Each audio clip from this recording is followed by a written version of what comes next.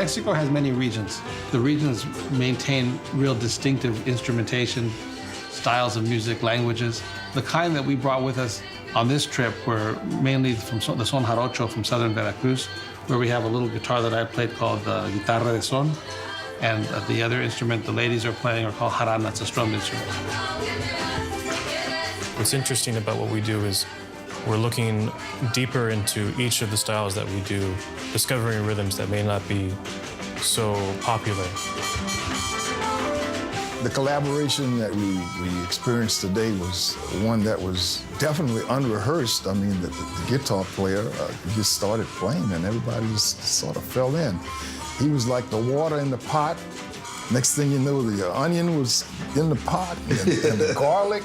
Right, and just started throwing the seasoning, and somebody threw some meat, you know. I mean, it was like a big pot of soup. And when it all finished, I mean, it was just, everything was just interwoven, and it became music. Unrehearsed. Didn't even talk about it. But what we do with our kids is when they're young, most of the kids, they'll start dancing, the rhythmic dancing, the percussive dancing. And that develops a real good sense of rhythm. And so they translate that rhythm into percussion instruments pretty well. So they end up, it becomes a really good foundation. I had never seen I got my first tambourine lesson today. Yeah, show him the tambourine. Tell him about it.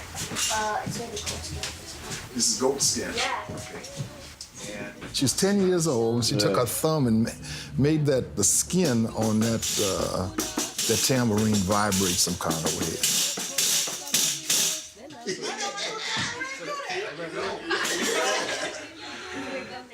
I think all the guys in the band tried it, we just couldn't do it. She probably been doing this since she was 6. You know, that's great, man. I love that. That's culture, you know? Yes, it is. Yeah. Now you said you would love me till the day I die. About 7 years later, you don't want me no more. Now it's early in the morning. Early in the morning. I think it's important for people to connect to each other. And tradition is one way to do it, and that's the way that I found meaningful to me. When I think of my own childhood, the times that I found most unity were those moments when my family members were playing music together. They have such a family vibe. It feels like a cultural music still. You know, it hasn't been put into a museum.